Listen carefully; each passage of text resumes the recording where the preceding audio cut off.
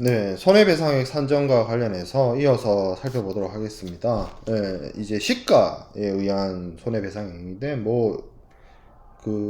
횟집에서 볼 수 있는 말이죠. 시가, 그쵸? 예.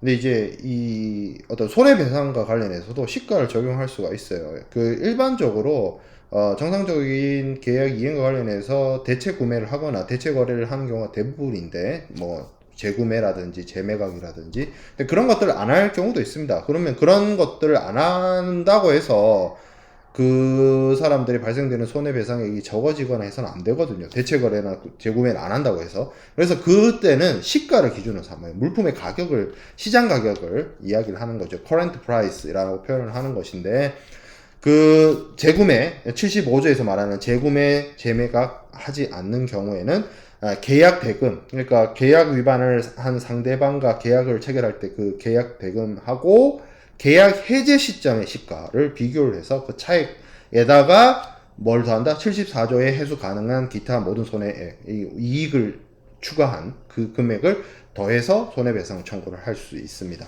근데 단서는 있어요. 여기 물품을 인수한 경우 있어요. 물품을 인수해서 계약 해지하는 경우에는 계약 해제 시점이 아니라 물품 인수 시점의 가격을 기준으로 그 손해배상액을 산정을 합니다. 자, 그리고 이제 오케이, 시가라는 걸 알겠어. 그럼 시가를 어떻게 산정해야 되는데 라고 했을 때 물품의 인도가 행해졌어야 하는 장소에서 지배적인 가격을 시가 라고 보고, 근데 그 장소에 시가가 없어요.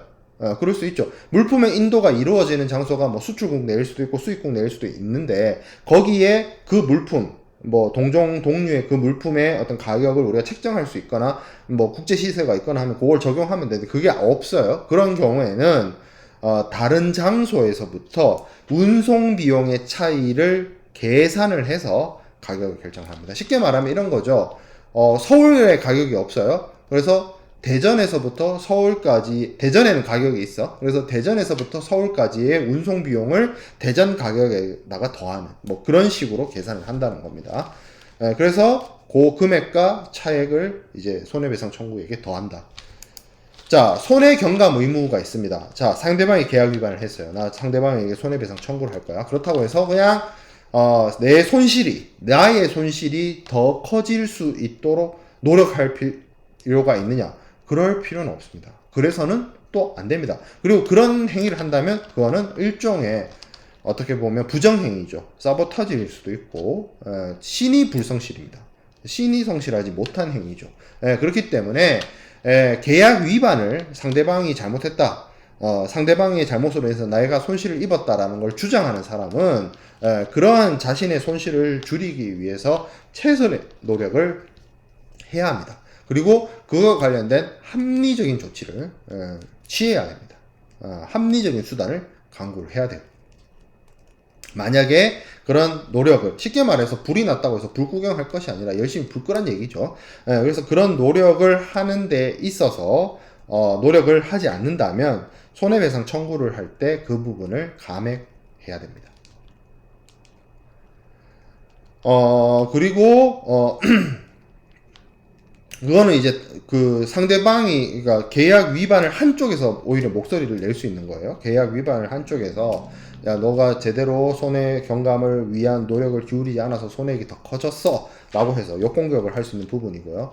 자, 어쨌든 이렇게 계산을 해서 손해배상을 청구를 하고 손해배를 물어줄 때는 이 부분에 대한 이자도 쉽게 말해서 특히 돈과 관련된 대금을 줘야 되는데 대금을 제대로 주지 않아서 연체가 발생한다. 이 경우에 돈을 늦게 받게 되는 것이기 때문에 이자를 청구할 권리가 생겨납니다. 돈을 지금 이 시점에 받아야 되는데 한 달 뒤에 줬다. 그러면 손해배상 청구와 함께 그 손해배상에 있어서 대금을 한 달 지연한 부분에 대한 그 한 달의 경과 이자를 당연히 청구할 수 있는 거죠. 이자 중요하죠. 시간은 금이기 때문에. 자, 그래서 74조부터 77조까지가 손해배상 청구와 관련된 내용이었고, 손해배상 산정의 원칙은 우리가 앞서 살펴봤던 것처럼 상대방이 입은 손실을 더한다. 그리고 무제한적으로 손해배상액을 할 수 있는 것은 아닙니다. 어느 정도 한계가 있어요. 그 한계는 뭐 이런 경우에요. 우리가 본질적인 계약 위반을 얘기할 때 그 당사자가 알았느냐 예측 가능성에 대해서 얘기를 했는데 손해배상도 마찬가지입니다. 상상치도 못한 뭐 그런 어떤 손해액이 발생한다라고 하면 그것은 좀 타당하거나 합리적이지 않겠죠. 여기가 뭐 이런 거죠. 이 정도 내가 이 정도 잘못을 했을 때 상대방이 입는 손실이 이 정도겠구나. 이런 정도의 어떤 추론이 가능한 정도의 손해배상액이어야 하지. 뭐, 손해배상, 매매거래를, 단순하게 무역거래를 통해서 발생한 무역거래의 손해배상액이 뭐 국가 예산에 버금간다거나 뭐 이런 식으로 해서는 안 되겠죠. 자, 그리고 계약 해제 시에 손해배상을 청구를 할 때 대체 거래를 할 수도 있고 대체 거래를 안 할 수도 있습니다. 대체 거래를 하게 되면 대체 품을 구했을 때 매수인의 입장에서 대체품을 구해야 되죠. 어떻게든 물건을 뭐 사서 쓰든 어떻게든 공장을 돌려야 되니까. 그러면 그것과의 계약 가액하고의 차액, 물품을 비싸게 구해올 거기 때문에 그러면 그 비싸게 사오는 물건과 계약 가격하고의 차액만큼에다가 74조에서 얘기하는 손실액을 포함한 손해배상액을 더해서 상대방에게 손해배상을 청구할 수 있는 것이고요. 매도인 입장에서는 떨이를 해야 되겠죠. 내가 저 사람이 물건 사기로 했는데 물건을 안 사. 그렇다고 해서 물건을 다시 가져올 것도 아니고 해가지고 떨이를 하게 되면 눈물의 떨이를 하게 되면 기본적으로 싸게 팔 수밖에 없고 그렇게 되면 계약 가격보다 낮은 가격이죠. 그러면 그 차액만큼 내가 이만큼을 받아야 되는데 이만큼을 못 받고 50% 할인된 가격으로 판다라고 한다면 그 50% 할인한 금액이 나한테는 손해인 거죠. 그래서 그 금액에다가 74조에서 얘기하는 손실을 포함한 금액 그래서 그것을 기대이익이나 실내이익까지 포함한 그 금액을 손해배상액으로 청구할 수 있어야 된다는 부분. 그리고 이렇게 대체 거래를 안 했다라고 한다면 시가를 기준으로 계약금액하고의 차액을 손해배상 산정의 기본으로 하게 되고, 그리고 시가는 계약 해제 시점이 기준이지만 물품을 인수한 경우에는 인수 시점이 시가의 기준이 됩니다. 그리고 그 계약 해제 시점에 물품 인도 장소에 시가가 없다면 뭐 다른 장소에서부터의 뭐 합리적인 비용을 산정한 가격을 통해서 시가를 결정을 합니다. 그리고 상대방에게 계약 해제를 주장하고 계약 위반을 주장하고 그 계약 위반에 대해서 손해배상을 청구하는 사람은 손해를 줄이기 위해서 노력하는 손해경감 의무가 있다는 점 이야기하도록 하겠습니다. 자, 그 다음에 손해배상 청구를 했어요. 그렇다고 해서 다 손해배상을 물어줘야 되느냐? 아니에요. 손해배상 책임에 면책이 되는 경우도 있습니다. 자, 그럼 그 손해배상 책임에 면책이 되는 경우는 어떤 것이냐? 통제를 벗어난 장애가 발생하는 겁니다. 대체적으로 어떤 것들이 있느냐? 불가항력 같은 사유를 말해요. 불가항력에 대해서는 우리 무역계약론 수업을 할 때 거의 끝부분, 기말고사 직전에 가서 뭐 불가항력이라든지 계약 불이행이라든지 뭐 하드십이라든지 뭐 이런 것들을 배울 거예요. 포스 메저에 대한 부분을 그때 가서 더 자세하게 다루겠지만 이 계약 불이행이란 거는 결국에는 내가 통제 못하는 장애들. 예를 들어서 천재지변. 내가 뭐 태풍을 오라 하는 것도 아니고 폭설이 내가 내리라고 하는 것도 아니고 하산이 나고 지진이 터지고 이런 것들을 내가 통제하는 게 아니죠. 계약거래 당사자들은 그냥 일반인일 뿐이고 기업 경영을 하는 뭐 경영인이거나 상인이잖아요. 이 사람들이 자연재해를 일으키는 게 아니잖아요. 신도 아니고. 그러면 그런 자연재해, 천재지변에 의해서 계약이 도저히 진행될 수 없는 상황이었다라든지 아니면 내가 통제하지 못하는 사유에 의해서 뭐 항구가 봉쇄될 수도 있고요. 뭐 코로나 팬데믹 같은 상황을 누가 예측하거나 누가 일부러 일으켰겠습니까? 그러니까 코로나 팬데믹으로 인해서 항구가 봉쇄돼요. 그러면 그 거래 당사자가 그걸 뭐 예견을 했나요? 자기가 직접 한 건가요? 자기가 직접 일으킨 것도 아니죠. 그렇게 불가능한, 내가 어찌 할 수 없는 그런 요인에 의해서 나의 계약 이행이 정상적으로 진행될 되지 못했다. 내가 그런 사유가 없었다면 정상적으로 계약 이행을 할 수 있었다. 근데 내가 어쩌지 못하는 다른 외부의 사안으로 인해서 나의 계약 이행이 제대로 이루어지지 않았다는 것을 입증해야 돼요. 그렇죠. 그래서 자신의 의무 불행이 나의 통제를 벗어난 장애에 기인했다. 그리고 그 계약 체결할 때 그런 일이 발생할 거라는 거를 뭐 그럼 뭐 일어날 거라고 전혀 생각 못 했다는 거죠. 예. 전혀 기대할 수 없었다는 거죠. 그리고 그런 일이 난다고 해서 내가 뭐 회피할 수 있거나 그런 게 아니라는 거죠. 그런 것들을 다 입증하면 책임지지 않습니다. 손해배상 책임으로부터 자유로워져요. 자, 그리고 당사자의 불이행이 계약의 전부 또는 일부를 이행하기 위해서 고용된 제3자의 불이행에 기인하는 경우. 고용된 제3자가 있을 수 있습니다. 이 고용된 제3자는 무역 거래를 하는 데 있어서 매도인과 매수인 당사자만 있는 것이 아니라 매도인의 대리인, 매수인의 대리인, 매도인의 뭐 어떤 계약을 통해서 업무를 수행하는 뭐 에이전트가 될 수도 있고요. 운송인이 될 수도 있고요. 뭐 그런 사람들이 있을 수 있습니다. 그런 사람들이 이제 쉽게 말해서 무역 거래를 원활하게 할 수 있도록 옆에서 도와주는 사람들이겠죠. 근데 그런 사람들이 잘못을 했어요. 그런 사람들이 계약 불이행이 있어요. 근데 그런 사람들이 쉽게 말해서 천재지변이나 그런 불가항력적인 사유가 발생을 합니다. 그리고 그런 불가항력적인 사유에 의해서 그 사람이 어떤 계약 이행과 관련된 면책이 돼요. 그러면 당연히 내가 저 사람한테 저 일을 시켰는데 저 사람이 불가항력적인 사유로 인해서 제대로 업무 처리를 못하게 됐어. 그러니까 손해배상 책임이 저 사람에 의해서 저 사람이 못하는 바람에 책임을 지지 않게 되는 그런 상황인 겁니다. 계약 이행과 관련해서는 무역거래는 당연히 필수 불가결하게 창고업자도 등장하고 하역업자도 등장하고 운송업자도 등장하고 뭐 여러 부수적인 종속거래를 이행하는 데 있어서 여러 가지 계약 이행을 도와주는 제3자들이 등장을 합니다. 근데 이 사람들이 뭔가 계약 불이행을 할 수밖에 없는 어떤 통제 불가능한 사유가 발생하게 되면 그로 인해서 손해배상 책임에 대한 면책을 주장할 수 있게 되는 겁니다. 자, 그리고 이 면책은 그러한 장애가 일어나게 되면 그 장애가 존재하는 기간에만 효력이 있습니다. 당연하겠죠. 그리고 불이행의 당사자는 내가 계약 불이행을 했어요. 그리고 그런 장애가 발생한 것과 이러한 걸로 인해서 내가 정상적으로 계약 이행을 하는 것이 어렵다는 사실을 상대방에게 알려야 됩니다. 그리고 그것을 이야기해 줘야 돼요. 내가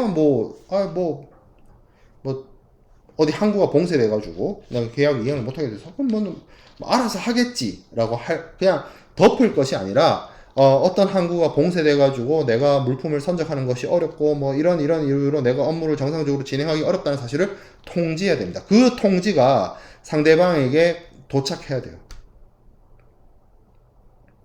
왜냐하면 그런 통지를 해야만 상대방도 어떤 계약 불이행과 관련해서 대책을 세우거나 대체 거래를 하거나 뭔가 대안을 찾을 수 있는데 그것을 하지 않게 되면 상대방이 전혀 그 어떤 사안에 대해서 모르는 상태가 돼버릴 수 있기 때문이죠. 당연히 통지해야 된다. 웬만한 거는 CISG는 어떤 이행과 관련해서 계약 이행과 관련해서 어떤 행위를 하거나 어떤 문제가 생기거나 했을 때 상대방에게 반드시 통지하도록 의무를 규정을 하고 있습니다. 자, 그리고 이 79조의 내용은 어떻게 보면 손해배상과 관련된 면책이에요. 이런 천재지변과 같은 사유로 인해서 손해배상에 대한 부분에 있어서는 자유로워지고 면책되어질 수 있습니다. 하지만 예를 들어서 뭐 대체품 인도 청구라든지 대금 감액이라든지 우리가 앞에서 살펴봤던 혹은 계약 해제라든지 그러한 매도인과 매수인이 행사할 수 있는 다른 구제책의 방해는 발생하지 않습니다. 그러니까 이런 어떤 장애, 불가항력적인 사유로 인해서 손해배상 책임의 면책은 가능할 수 있으나 계약 해제로부터는 자유롭지 못하게 될 수도 있다는 얘기입니다. 이 이야기는 자, 영어 표현으로 되어 있는 부분이고요. 채권자가 야기한 불이행. 이거는 뭐냐면 어떤 손해배상을 청구하거나 할 때 그 상대방이 잘못한 게 있는데 그 잘못한 혹은 그 상대방의 계약 불이행이 나의 어떤 행위나 나의 행동, 여기서 말하는 자기는 내가 어떤 행동을 한 거, 그리고 부자기는 오미션이라고 해서 행동해야 될 걸 안 한 거, 그걸 말하는데 나의 행동이나 나의 행동 안 함으로 인해서 상대방의 계약 불이행이 발생했다라고 한다면 그것에 대해서 주장을 하거나 할 수가 없다. 그 부분에 대해서 나의 기인한 부분에 대해서는 그것을 주장할 수 없다는 내용이 제 80조에 나옵니다. 자, 그래서 손해배상 책임의 면책에 대한 부분, 그래서 이 불가항력적인 사유, 애견 불가능했다, 회피 불가능했다 이런 것들에 대해서는 이런 사유가 발생을 하게 되면 계약 불이행에 대해서 자신의 주장을 얘기할 수 있는 부분이고요. 손해배상 청구를 면책을 할 수 있는 부분. 그리고 제3자, 계약 이행과 관련돼서 제3자를 고용하거나 계약을 체결했다라고 한다면 그 제3자가 불가항력적인 사유에 해당이 되어서 면책이 된다면 뭐 전체를 다 계약 면책을 주장할 수, 손해배상 면책을 이야기를 할 수 있는 부분이겠죠. 그리고 면책의 기간은 그 장애가 있는 기간에만 그러한 어떤 효력이 존재하고요. 그리고 통지해야 된다. 그 부분 있습니다. 자, 81조부터는 계약 의무의 소멸과 반환 의무에 대해서 살펴보도록 하겠습니다. 계약 의무의 소멸에 대해서는 계약 해제에 대해서 할 수 있는 부분이죠. 우리가 앞서 살펴보았던 상대방의 계약의 이행에 본질적인 위반이 있거나 이러면 이제 계약을 해제하고 계약을 종료하고 어보이드 하는 거죠. 피하는 거죠. 자, 그래서 이 계약의 해제, 어보이던스는 이미 발생한 모든 손해배상 의무를 제외하고 양 당사자를 계약상의 의무로부터 면하게 된다. 그러니까 계약 해제를 하게 되면 서로 간에 이제 좀 물고 물리는 그런 손해배상 해줄 건 해주고, 그거는 남겨두고, 나머지 계약 이행과 관련된 부분, 쉽게 말해서 물품의 인도라든지 대금 지급이라든지 그런 의무로부터는 벗어나게 됩니다. 해제는 분쟁 해결을 위한 어떠한 계약 조항이나 계약 해제에 따라 발생되는 당사자 권리 의무를 규율하는 모든 영향을 미치지 아니한다 되어 있습니다. 분쟁 해결이에요. 분쟁 해결을 위한 어떤 계약 조항이라고 되어 있는데, 이 분쟁 해결을 위한 어떤 조항은 쉽게 말해서 양 당사자들 사이에서 분쟁 해결이 그러니까 문제가 생겼을 때 어떤 식으로 문제를 해결하자라고 합의하는 조항들이 계약서에 있을 수 있습니다. 대표적으로 arbitration, 중재 조항. 양 당사자들 사이에서 문제가 발생하면 상사 중재에 의해서 분쟁을 해결하기로 합의하는 내용들이 담겨질 수 있는데, 그런 것들을 보통 이제 계약서에 집어넣게 됩니다. 그리고 뭐 상사 중재뿐만 아니라 뭐 중거법이라든지 분쟁 해결이라든지 뭐 중거법원이라든지 양 당사자, 계약 이행의 양 당사자들 사이에서 분쟁이 발생했을 때 어떤 식으로 문제를 해결할 것인가에 대한 내용을 계약서에 담고 있는 경우가 많이 있어요. 근데 계약이 해제된다는 것은 양 당사자 사이에서 매도인의 역할과 매수인의 역할이 이제 끝내고 매도인의 의무와 매수인의 의무가 끝난다는 거잖아요. 그렇다고 하더라도 계약 해제가 되더라도 이게 뭔가 양 당사자들 사이에서 서로 간에 뭔가 불이행이나 문제나 이런 것들이 있어서 계약이 끝내는 것이기 때문에 그것은 끝난다 할지라도 이 불이행과 관련돼서 문제를 풀 내용은 필요하기 때문에 계약 해제가 된다 할지라도 그 계약 내에 문제 해결을 위한 조항, 즉 다시 말하면 뭐 상사 중재 조항이라든지 뭐 그런 조항들은 유효하다라는 거예요. 그걸 통해서 계약은 이제 매도인은 물건 팔고 매수인은 물건 사고 이건 이제 안 하는데, 그 상사 중재 조항이나 뭐 중거법 조항이나 뭐 관할 법원 조항이나 이런 걸 통해서 매도인과 매수인 사이에 맺고 맺힌 거를 풀으라는 거죠. 문제를 그걸로 풀어라는 거죠. 계약 해제했다라고 해서 계약서에 있는 모든 조항이 다 무효돼 버리면 양 당사자들 사이에서 손해배상 청구라든지 문제 해결이라든지 이런 것들을 할 때의 기준이 없어지기 때문에 이 분쟁 해결과 관련된 조항만은 살려두는 겁니다. 나머지는 이제 효력이 없어지게 되는 거죠. 자, 계약의 전부 또는 일부를 이행한 당사자 일방은 상대방에 대해서 자신이 이미 공급했거나 물건이겠죠. 자신이 이미 지급한 것, 돈이겠죠. 이거 반환 청구할 수 있습니다. 그리고 이게 쌍방에 같이 반환해야 될 거 있어요. 그러면 물품을 판매하고 대금 지급을 하는 것이 동시이행이었던 것처럼 물품을 돌려주고 대금을 돌려주는 것도 동시이행입니다. 서로 이제 다 이제 해결하는 거죠. 이제 갈 길 가는 거죠. 헤어지는 거죠. 깔끔하게 헤어지는 거죠. 받은 거 돌려주고, 내가 준 것도 돌려주고, 이런 거죠. 자, 반환 의무 불능과 계약 해제. 앞서 우리가 살펴봤습니다. 물품을 받은 게 있으면 돌려주라 라고 했는데, 물품의 경우에 문제가 될 수 있어요. 어차피 돈이란 거는 100만 원 받았으면 100만 원 돌려주면 되는데, 물품이란 거는 이게 사용되어질 수도 있고 판매되어질 수도 있고 뭐 그럴 수 있거든요. 아니면 훼손되어질 수도 있고 분실되어질 수도 있고 여러 가지 상황이 발생할 수 있어요. 돈은 그냥 100만 원 받은 거 100만 원 돌려주면 되지만 물건의 경우는 안 그렇다는 거죠. 그래서 물품을 수령한 상태와 동등한 물품을 반환해 주는 것이 불가능할 수도 있습니다. 그 경우에는 매수인은 계약 해제 선언하거나 매도인에게 대체품 인도 요구하는 권리를 상실합니다. 내가 받은 대로 그대로 돌려주는 것이 어려우면 원칙적으로는 그렇게 계약 해제 선언하거나 대체품을 달라라고 하는 것을 요구할 수가 없어요. 근데 이거는 원칙이고 그렇지 않은 경우도 있죠. 여기 밑에 A, B, C 경우에는 적용하지 않습니다. 자, 그러면 이 A, B, C의 경우에는 물품을 정상적인 상태로 돌려주지 못하더라도 계약 해제 선언할 수 있거나 대체품 인도 청구할 수 있다는 거죠. 자, 어떤 경우 물품을 반환하거나 매수인이 물품을 수령한 상태와 실질적으로 동등한 물품을 반환한 것이 불가능한 사유가 매수인의 잘못이 아니에요. 매수인의 행동이나 매수인이 행동 안 함으로 인한 것이 아니라 원인이 다른 데 있는 거예요. 매도인이 잘못을 했거나 그런 경우. 자, 38조 규정된 검사를 하는 거죠. 검사와 관련된 규정이죠. 그 검사를, 물품에 대한 검사를 매수인이 했는데 매수인의 물품에 대한 검사 의무에 대한 부분이 제38조에 있었습니다. 그게 이미 검사할 때부터 물품의 전부 일부가 이미 별실됐거나 변질된 거. 그러니까 이게 자체가 매도인이 잘못해서 매도인이 준 물건 자체가 문제가 있었다는 거죠. 검사를 할 때 드러난 거고. 그러면 당연히 그 계약 내용과 동일한 물품을 반대로 돌려줄 수가 없는 거죠. 자, 매수인이 부적합을 발견하거나 발견하였어야 하는 때 이전에 물품의 전부 또는 일부가 정상적인 영업 과정에서 매각되거나 사용되거나 소비되었을 때 매수인이 매도인의 계약 불이행에 대한 사실을 알 수 있는 시점 이전에 정상적인 과정에서 사용되거나 소비한 경우에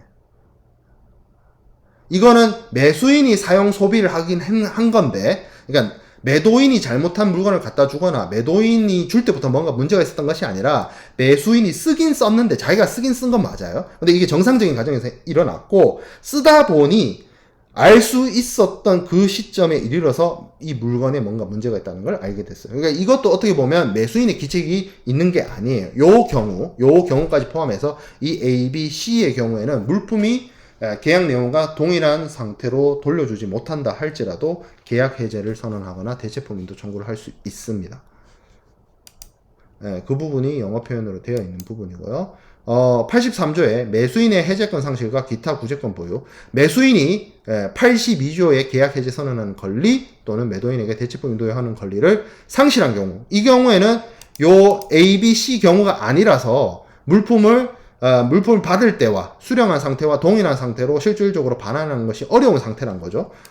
그 경우에는 계약 해제를 선언하거나 대체품 인도를 청구하는 권리는 없지만 다른 권리는 보유한다. 다른 권리는 보유한다는 거에 가장 대표적인 게 뭐겠어요? 손해배상 청구죠. 손해배상 청구할 수 있습니다. 계약 해제는 못하지만. 자, 그 다음에 84조 이 82조, 83조는 물품을 받은 매수인의 문제였죠. 물품을 받은 매수인이었는데 매도인은 대금을 반환할 의무가 있어요. 대금을 반환해 100만 원 받았으면 100만 원 줘야 되죠. 근데 뭐도 함께 줘야 된다. 이자도 줘야 된다. 매수인은 물건을 써버리면 이거 잘못됐다라고 얘기하기가 이제 좀 곤란해 버리는데 매도인은 그건 없지만 돈을 줄 때 이자도 줘야 돼요. 매도인은. 그리고 매수인은 요거는 매수인이에요. 요거는 매도인. 매도인은 물건 그러니까 매도인은 돈 돌려줄 때 이자도 같이 줘야 된다고. 매수인은 뭐가 있냐면 물건을 받아가지고 팔아먹을 수 있잖아요. 그래서 이익이 생길 수 있잖아요. 그 이익을 돌려줘야 돼요.